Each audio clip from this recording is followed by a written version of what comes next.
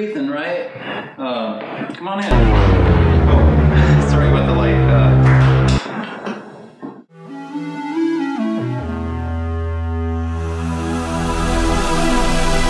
So I'll give you a little tour of the place.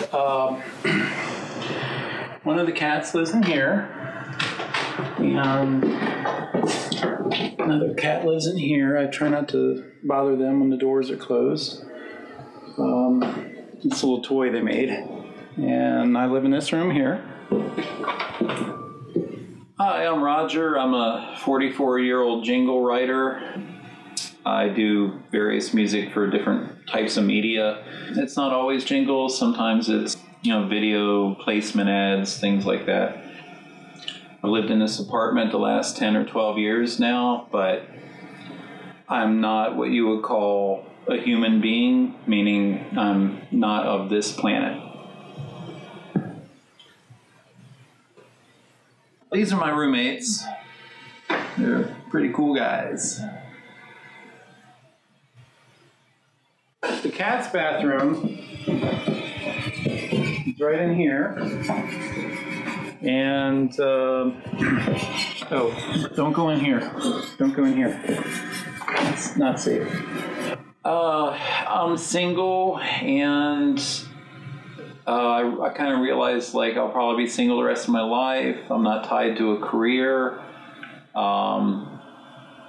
It just seemed like if I want the rest of my life to be interesting, maybe a little challenging, but it just seemed like coming here, the rest of my life is going to be interesting. A friend was saying, why don't you take one of these jaunts, to an extrasolar planet? And I started reading up, and Earth looked pretty good. I knew somebody that had been here. He said it was mostly harmless. Earth's just one of, there's 12 that I probably could have went to, or I could have afforded. I like your guys' planet because there's such a variety. Other worlds is kind of all the same thing. One's a concrete jungle, another one's a jungle. Some are too hot, some are too cold, some are just poisonous gases, some are just stupid rocks and crap. This one seemed to have a good mix of everything. There's just one sun here, so I had to think about vitamin D. I really like Ohio because, I did New Jersey for a minute, and I didn't like it there. Here you got all kinds of weather. Just this morning we had hail and lightning.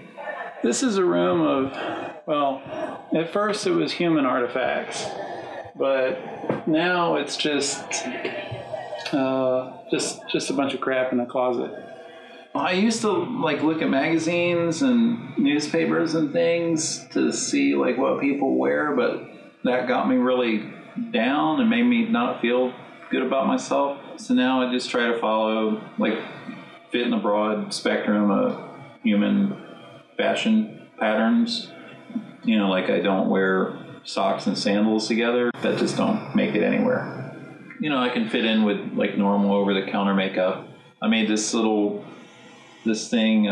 It's like a mazer, and it can alter genetic structure within a few millimeters distance from the device, so that I can more or less regrow a limb if a limb is chopped off. I age like anybody else, and I figure I got maybe 25, 30 trips around this star left. So I've kind of got a little storage room out here, and this is a probe. You might have seen them on your television shows. It's good for holding up doors. I have sent some messages out. I write jingles, so this one's for a cat food ad, and I put something a little subliminal in it.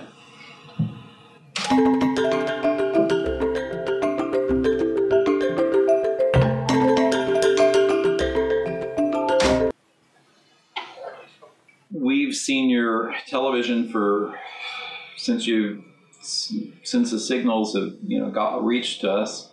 just now there's this thing where I can't tell, like, if the news is factual or if a show is the news. Like, I get them mixed up now. I can't always tell what's fiction and what's not.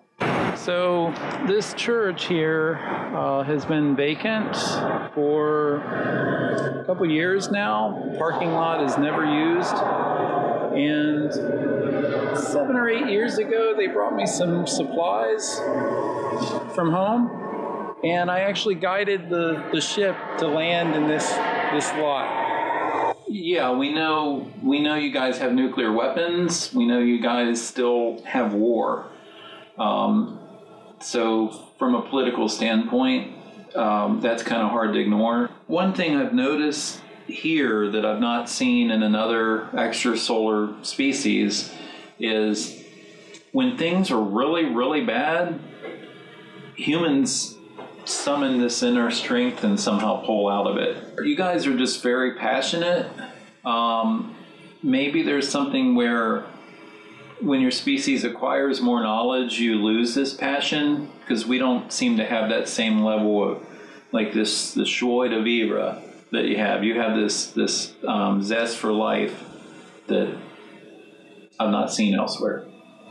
Well, it's not me saying it, but it's kind of like there's this idea that, like, there's not a lot of intelligent life here. Maybe it's like when you look at dolphins. You guys know dolphins have language, species that can make tools, but nobody's beating themselves up over the head to, ask, hey, dolphin, what do you think about this thing that I drew? Hey, dolphin, what do you think I should do next with my life? So I've been working on a little manual of, like, human behavior, and I'm still working on it. Got a little bit of work to go. Maybe this will help me fit in. I did kind of wonder about that. Like, you have lions in South America. They're called the Nazteca lions. I kind of thought maybe we had done that until I, like, looked it up on Wikipedia and learned more about it. When we were kids, this guy used to like coming here and buzzing old rural yokels, like in Oklahoma or something. But those were just pranks. There are some really religious people, like you have here. We have these social justice warriors. That's what you guys call it. We have these guys back home that are really upset about, like, cattle and what you do with cows and chickens. And so people used to come here and mess with the cows. That happened in the 50s and 60s. We had a star chart, like our own navigational aids, that had Earth in the wrong place for hundreds of your years. No, we don't. There's no coordinated effort on our planet's part to, like, communicate with this or other species. I can understand why you guys would expect a more advanced civilization to give you answers and things, but there's not really anything we could tell you other than, like, mathematics, formulas you don't have yet, equations you haven't come to realize. We don't really have any message to give you. Life is just life.